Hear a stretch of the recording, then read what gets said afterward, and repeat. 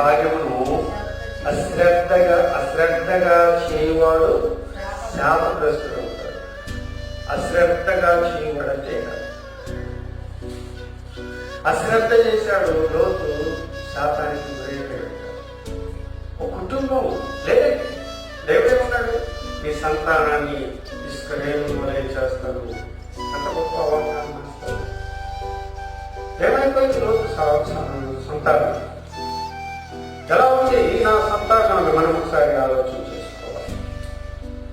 యెహోవా కార్యాలు అశ్రద్ధ చేసుకున్న వాళ్ళు ఏమైపోతారని చెప్తున్నాడు, శాపగ్రస్తులవుతారు. మన జీవితంలో శాపం పొందని దేవుడు మనకి ఈ ఆలోచన చెప్పలేదు. దేవుని మీద నువ్వు శ్రద్ధ చూస్తే నువ్వు ఆశీర్వదించగలుగుతావు. దేవుని యొక్క సన్నిధి దీవెన నీకు మనకి అనుగ్రహించబడతాయి. దేవుని యొక్క కృపలో మనము వర్ధిల్లబడతాం. దేవుని మీద శ్రద్ధ చూపినటువంటి అబ్రహాము విశ్వాసులకు తండ్రిగా, నా స్నేహితులు అనబడినటువంటి గొప్ప పేరు పొందినటువంటి ప్రభు ముఖ దర్శనం కలిగినటువంటి దేవుని చే ప్రత్యేకించబడినటువంటి వాడిగా, దేవుని సన్నిధానంలో అతడు గొప్ప దీవెనకరమైన వాడిగా కనబడుతున్నాడు. ఆయన మనందరికీ తండ్రి అనబడినటువంటి గొప్ప ఆశీర్వాదకరమైనటువంటి దేవుడు అతనికి ఇవ్వబడింది.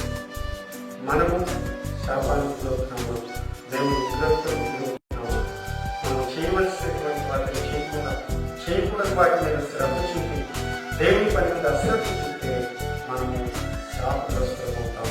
ఈ శాపం ఈ కుటుంబానికి రాకుండా ఉన్నది కొరకు ఆయన మనకి ప్రయోజనకరమైన సంగతులు చెప్పినప్పుడు వాటిని విని వాటిని మనము అవలంబించాలి. దేవుని సన్నిధానంలో అంటే ఆయన ఒక మాట రాస్తారు, మనం ఏం చేయాలి అనేటువంటి 2వ దినవృత్తాంతముల గ్రంథంలో 29వ అధ్యాయం 11వ వచనాన్ని మనం చదివితే, 29వ అధ్యాయం 2వ దినవృత్తాంతములు 29వ అధ్యాయం 11వ వచనాన్ని మనం చదివితే, నా కుమారులారా తనకు పరిచారకుల నుండి రూపం వేయించుటకును తన సన్నిధిని నిలుచుటకును తనకు పరిచయం చేయుటకును యెహోవా మిమ్మును ఏర్పరచుకొనెను. చదివాక గమనించాలి. దేవునికి వాక్యం మీద శ్రద్ధ అంటే మనం ఏం చేయాలి?